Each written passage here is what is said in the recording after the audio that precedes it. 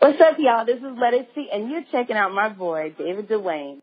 What's going on, everybody? Thank you for tuning back into On Air with your one and only rock star on the mic, David Duane, in the place to be on My Fierce Wings Radio right here and right now. We've got our girl back with us, R&B soul recording artist Ledisi. Yes, if y'all don't know, she has this brand new, amazing album called Let Love Rule, and she's about to go on tour with Kirk Franklin, and I'm just so excited for this tour. Guys, get your tickets right now. It's available, and Ledisi's with us. How are you? I'm great, thank you. How are you? Thanks for having me today. Absolutely. Listen, we had to have you come back. I'm doing well. Doing so well. Had to let you come back because, the last time we talked was, the album, The Truth, came out, and then right after, The Intimate Truth came, so we definitely got to catch up because, you have been on the road constantly, promoting those projects, and now you have this new album out. How's everything been since the last time we spoke? Pretty busy.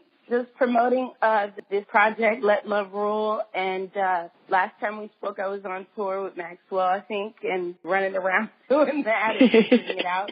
And then right after, we went right into it, So here we are again, about to get ready for this tour in a couple of weeks. So I'm excited, really excited about everything. I cannot complain. Definitely. And let me ask you, because I know with the Intimate Truth, because that album was a little bit more acoustic, and, you did some acoustic shows too. How was that experience, being able to take, what you had from The Truth and, being able to, kind of smooth it out a little bit more and give the fans something different? Well, I wanted to let people know I'm still singing. Some people were distracted by the music and forget that I'm a really good singer. Right. So I wanted to add another flavor to it since people are doing EPs now. And I wanted to do a different version of an EP. And that was fun, doing some acoustic vibes. I still did what I normally do. I just added more acoustic to the set. And that was a lot of fun. But it was just to fans. That The Intimate Truth was a fan pleaser. And then I realized I don't have to do that anymore. Just keep doing what I'm doing. Exactly. Yeah, I was like, wait a minute. Let me tell you, I got to be honest with you. I love the project, but I was like, Ledisi, you didn't have to do that for that. That was real special, and you did it so well.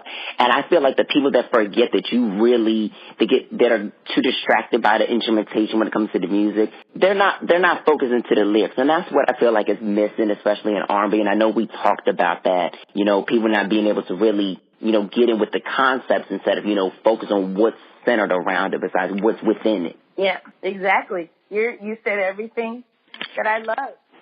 I'm a fan with music. I enjoy doing music because it's fun, not to, focus on. I love people that buy my records, but I have to make sure I love it before you do, So I do music how I feel. And sometimes, like this album, it wasn't based on my personal anything. I just had fun writing an album. Right. And it took forever to happen. So I'm glad Rex, because I was still chilling out after almost 10 years of rushing and chasing and writing music. I took a break, and I had a time taking a time off, So Rex was like, come back.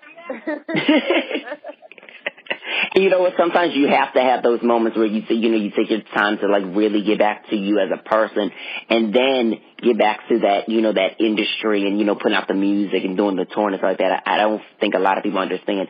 It takes a lot of energy, mostly, and then time, secondly, to be in such a driven industry that we're in. Yeah, we're lucky to have the people we have that are in R&B that are still there doing it and singing and being present and making we make a lot of sacrifices behind the scene because we are not as appreciated as other artists.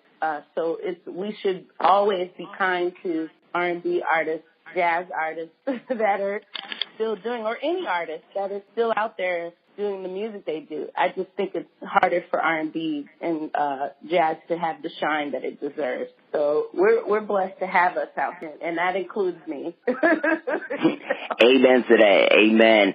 And I gotta say, I love the single High. It's doing exceptionally well. Let me ask you, for people who have not heard that single, not heard the album yet, the concept and what drew, the inspiration with that record. Having a conversation in the studio, and that's where that song came up. And I loved that Prince Charles, who heard the conversation, wrote exactly what we were talking about. And I tweaked a couple of things because he did write exactly what we're talking about, but you didn't need to know all of that. I was like, okay, we got to edit some of this. But I was feeling like my life was feeling dark around me, but my life felt good. I felt elevated. I felt new. I felt like I was growing in a way that felt elevated and high and lifted. And I told them about that. Even though there's chaos around us, I still feel good about my life. And I want others to feel that in a song. I want to talk about it.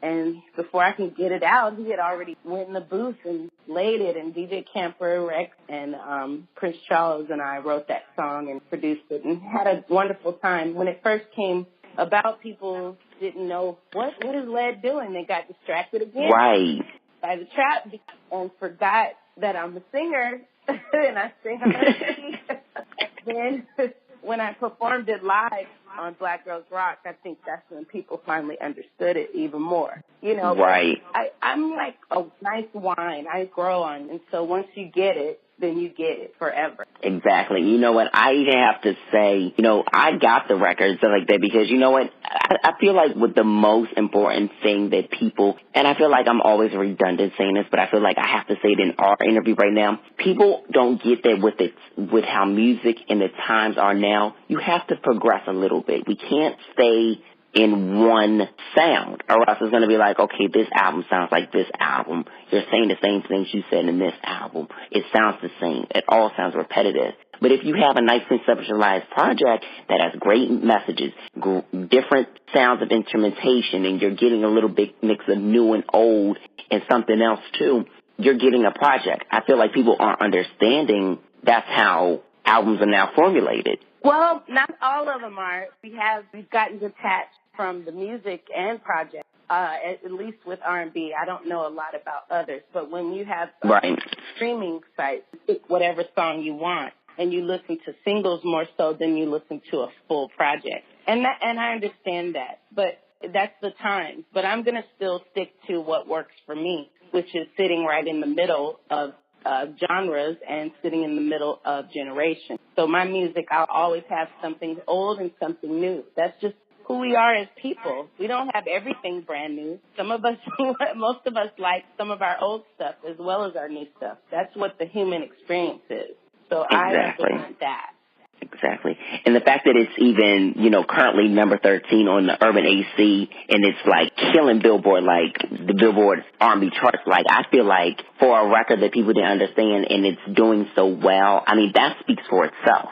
Well, I'm happy it's sustaining. It's about the long journey, not just shooting up to the top. Once you get there, it's going to stick. Once you hear it live, it's going to stick. Once people start to know, it'll stick and it'll keep growing. And that's the point that I hope to make with this project, that the growth of it just keeps growing. It's timeless. Exactly. And that's what I love that you've always done is bring timeless music. And I feel like, you know, another timeless, but, you know, sexy for the ladies record, Add to Me. I love this new single, and it's so fun. Like, how was it, you know, recording such a great record like that in the studio? Well, Add to Me was my favorite, one of my favorite songs because of my attitude. And in the studio, I was definitely acting up, and they loved it. And they're like, that's the song. What you just said, Led. I said, well, anyone I'm walking into or they're walking into my life, I'm always wondering how are they going to add to my life, not in a monetarily way, but in a spiritual way, because you have to be careful of who you allow in your life. I've said that since the beginning of my live shows. You got to be careful who you allow in your space, because they can either take away from you or they can add to your life. And so I've always said these writers, these younger writers, they totally take something and make it into something. They're like, that's a song. That is the song right there, what you just said. You know what I mean? Mm-hmm. So that is my attitude. Those are my real words. That's me saying, I don't know how he going to add to me. That's what I want to know. You know? Exactly. And you know what? As a woman, you got to have that energy because, you know, as you get older, even with men, too, you know, you got to know, what do you want to add to me besides talking about the dollar? Yeah, I think it's everyone. Everyone should be asking. And adding is not necessarily money. It's spiritual. It's emotional. It's your livelihood. You know, you got to get rid of those things that distract you from your true purpose. You need things that'll build your purpose. So that's really important. Exactly. And I got to ask you about my favorite record, Forgiveness. I think just another beautifully written song. You know, like how was it recording that and, you know, just going through the writing process of, you know, being able to talk about, forgiveness, which is such, you know, a great topic and subject to always touch on? I didn't write that song. I heard it, blown away, and I asked, how old is this writer? Her name is Modesty. I wrote the bridge to that song, and Modesty worked with Adam Barreras, who's a longtime collaborator of mine, and we did a lot together throughout my albums. I think since Pieces of Me, we've been working together, right. Or Turn Me Loose. I can't remember one of them. But he said, I have this kid that's really incredible. I was like, check out this song. It has lyrics to it already. If you want to just write it just without it, but here, check out these lyrics that she wrote on top. And when I heard it, I was like, whoa, this is amazing. And it sounds like an old school Brown Liquor tune. I like this. Right. You know?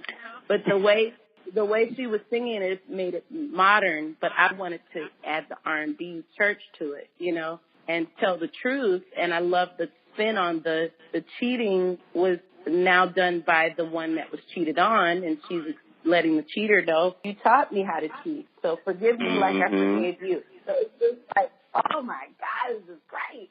You know what I mean? Right, like it took like a whole turn. Yeah, he was worried because he's like, your fans going to think this is your life. I said, I don't care. This is music. This is the stuff they need to know about. And I never experienced anything like it, but I'm going to sing it like I did. You know? So that's what singers do. Interpret a song and make it great. That's why I said some of the songs aren't about me, but as a good singer will make it feel like it is, you know, and that's what that was about, having a great tune, being displayed for others to hear. That's the truth. This is real life stuff. And then I know you're getting ready for the tour and stuff like that. You know, how are you feeling about, you know, being able to get out there and, you know, perform this new music for all your fans? Well, I'm going to perform some of the new music. I'm excited with the idea of this tour, meaning that it has a combination of a lot of different artists, and we all express emotions that we need to hear right now, spiritual, R&B, soul, you know, the rebel, the soul, the saint. I love that whole idea of having all people come together, and we just listen to some music right now. I'm looking forward to next year when I perform more songs from this album. But this tour is really about bringing people together and enjoying a full spectrum of music. And whoever you are, if you're the rebel, the soul, or the saint, I want you all in that room. You know what I mean? All of us as one enjoying all kinds of music, not just one style. So I'm looking forward to seeing that vision come and seeing people support that kind of movement. And then next year, I will definitely come back with Let Love Rule and just smash it like I always do, all of it. Yes. So I you always do. Oh, go ahead. So I love that. I love the idea of touring always in any setting, just so I can meet my fans and see how they respond. But I will do songs from Let Love Rule, just not as many as I would like yet. But we're getting there. Getting there. Listen, I'm so excited, Ledisi, and just thank you so much, you know, for coming back on the show. Definitely appreciate you always, and appreciate your artistry. And everybody get Ledisi's brand new album, Let Love Rule. Like, it's amazing. Thank you for that. Please, I thank you for giving me life. This is us sharing the light, so I appreciate it. And the only way to stay is when that's the way. And Ledisi, before I let you go and do a drop for us, tell everybody where they can follow you, just in case they're not following you already. Yes, I love Instagram. I'm always on Instagram. Ledisi is Ledisi on Facebook, Instagram, Twitter. All over the place. I forget my Snapchat, but it's on there too. Ledisi. Snapchat as well. So, hang out with me. I'm always on social media. What's up, y'all? This is Ledisi, and you're checking out my boy, David Duane.